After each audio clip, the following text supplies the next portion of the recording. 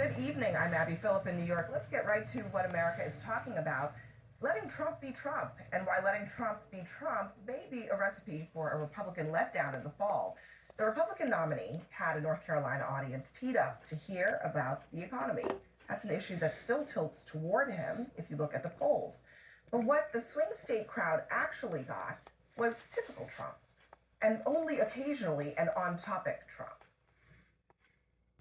Today we're going to talk about one subject, and then we'll start going back to the other because we sort of love that, don't we? They say it's the most important subject. I'm not sure it is, but they say it's the most important.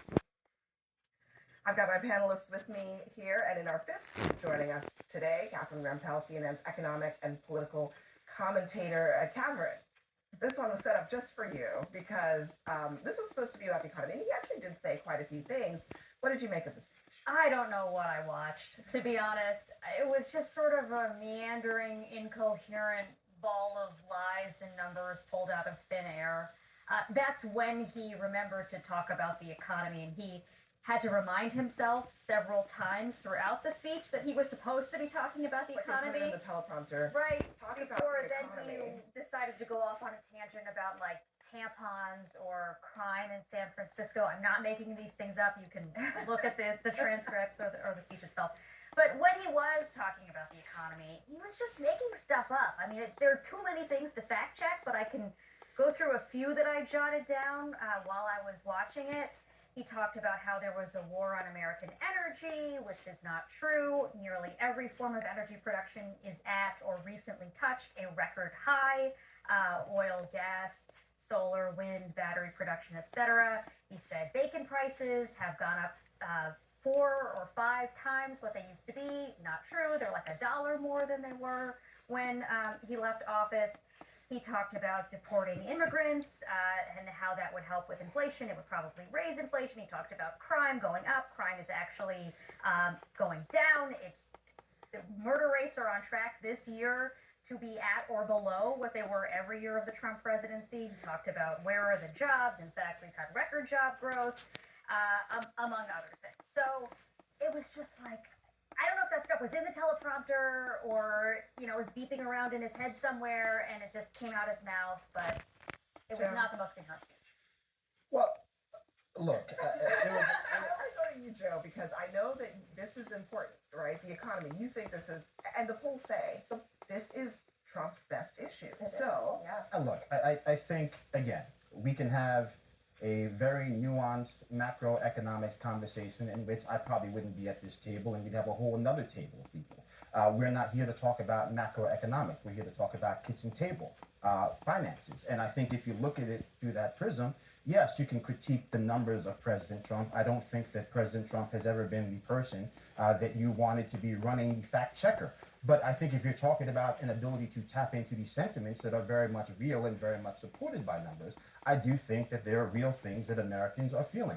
No, there's not a war on energy in the sense that we're not having higher energy production, but it does feel that if you're looking at the policies Democrats are trying to pass, whether it's New York State trying to mandate that every school bus become electric, whether it's the fact that we have Indian Point shutting down the nuclear plants, whether we know for a fact that the institutional memory necessary to bring more nuclear plants online at a time when we need that type of production the most, all of that stuff is critical, and it's making the American middle class all of those things are, I hear what you're saying about people's lived experiences, but if there is a war on energy, but all the metrics of energy production are going up. That doesn't make sense. Gas prices are up 30%, and people really feel that. Grocery prices going up, right? Like, so there's a Yes, real grocery prices there are is a certainly real going up. conversation that can be had. Grocery prices are not going Never mind. up What I meant to say was grocery prices are higher than they have been. Grocery prices but they are not going I mean, to go back to the old Malcolm X adage, if you put a knife in my back 9 inches and then take it out 3 inches, that is not progress. If you take it out 9 inches, even that is not progress. Progress is when the wound heals. Americans are still wounded. And so, yes, we can have a very nice conversation about the fact that if you go back to 2019 or if you compare it to pre-pandemic levels. I think the bigger issue is it's not that hard to identify what Americans are unhappy about. I agree with that. And many are legitimately frustrated, stressed, financially strapped. The hard part of governing is figuring out what to do about it. And Trump just says in this speech, I'm going to bring costs down 30%. I'm going to cut gas prices 50%. How? I don't know. He actually Use also, your interestingly, he imagination. took credit for bringing the price of insulin to $35, which he definitely did not do. I mean, there was some of that going on too. Well, he had one job, and it was to show up and deliver pre-prepared remarks about his economic vision. This was a smaller event. This wasn't a rally type event, but he played to what he often does, which is his audience. And when he started to get feedback and he started to get cheers, he wants to play the character of Donald Trump, the Kamala, you're fired, and then the name calling. And he goes off script, and I don't doubt that there was maybe something presented for him that was a forward-looking economic vision with actual policies, but that wasn't what we heard. But what we did hear are some things that actually concern me. He keeps talking about tariffs, as though, and he also keeps leaning into this trade war with China. If you are talking about tariffs on American consumers for goods that are imported, that's an Amazon tax. That's a tax on anything that's coming from abroad that you will feel at a time that Americans already feel a daily crunch when they're buying their groceries. He's not laying forward a vision that's going to make things substantially better. Well, whereas I actually do agree his first term was very strong economically. He's not leaning into that. He's leaning into the Donald Trump that thinks he needs to be at war with China. I guess my question is, okay, we're in a campaign. If Joe Biden on a president, and if he was still in the race, gave the speech that Donald Trump gave today, our conversation would be totally different. We'd be talking about, is he up to the job? What's his cognitive ability? What's his character? Like, we would be having a totally different conversation. But for some reason, Donald Trump gets to continue to go up, present himself, not be honest about the facts, say, I guess it's the most important issue. Well, is it or isn't it? Like, are you the guy that's going to fix the economy or not? I wonder, though, when he goes up, there were people in there that chanted and cheered. But how many more are you going to get when you show up like that? Always the American people are suffering. And when you get somebody that comes up onto the stage and pretends like it's a joke and is not honest about what is really happening, people are suffering. People need more money in their pockets. But when Donald Trump shows up in the way he does, it doesn't actually feel like he's going to be the person that is fighting for you at the end of the day. The style you're talking about, this meandering nonsense, that's baked in with Donald Trump, and the standard's different because he's a celebrity candidate. People don't see him like a former president. They see him as a non-traditional politician, and there's a different measuring stick for him, and there always has been. But some of these economic policies would have been good points. Look, the tariffs are controversial. Joe Biden continued the tariffs. Is Harris going to take away the Trump tax cuts? They benefited everyone across all income levels. You know, is she just going to, take away the corporate controversial part? Is she going to keep the tax breaks for low-income families? When you're making $27,000 a year, even a few $100s makes a big difference. Those are popular policies. So the message is there to send. He's not sending it. Right, I think also, I Very think to Lauren's point, dysfunctional. I mean, the reality becomes, on one day, it's President Trump has passed a policy or proposed a policy, such as removing taxes on tips, and all of a sudden people are talking about what will that cost and how does he pay for it? And then a few weeks later, Kamala Harris trots out the same thing, and all of a sudden she's making a play for voters. So yes, we can have these really nuanced I mean, conversations. to be fair, I wrote a column yesterday. I was gonna say, that was It's a bad policy when both of them proposed it, it would be costly. Yes, including but the it was economic something support that message came has very well so- Yes, and so I just think, again, if one, if we're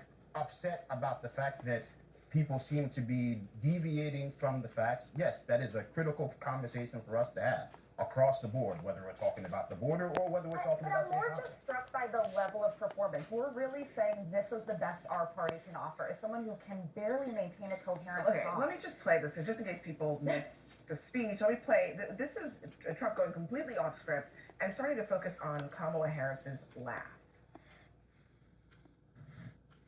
For nearly 4 years, Kamala has crackled as the American economy has burned. What happened to her laugh? I haven't heard that laugh in about a week. That's why they keep her off the stage. That's why she's disappeared. That's the laugh of a crazy person, I will tell you. If you haven't known it, it's a crazy. She's crazy.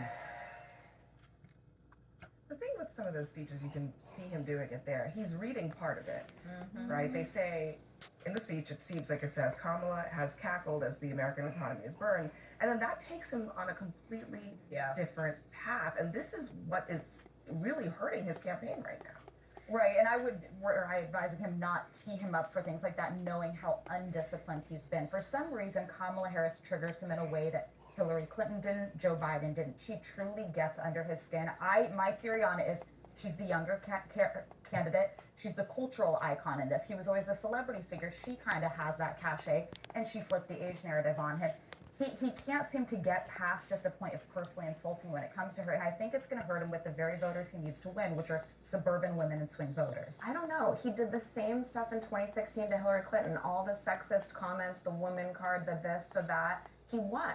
Yeah. I think we assume A lot of other these things these happened comments in will kill him. 2016 as well. Yes, That and he's had hurt her. many more problems since 2016, and he's in a better position in the polls right now than he was at this point in 2016. And so I would just caution Democrats not to assume that these things are going to kill his campaign, because they have not in the past, and people seem very willing to set aside the Trumpian stuff and focus on the policies if they feel it's a prosperity message. I agree with you that it did work in 2016. I think a lot has shifted in the last 8 years, and that Hillary Clinton had a lot of baggage that she brought with her before she even became the presumptive nominee. Some could say Kamala Harris has similar baggage, but I think those are they're totally different candidates and totally different experiences. And I don't think Hillary Clinton ever rose to the level of like this cultural icon that Kamala Harris has become.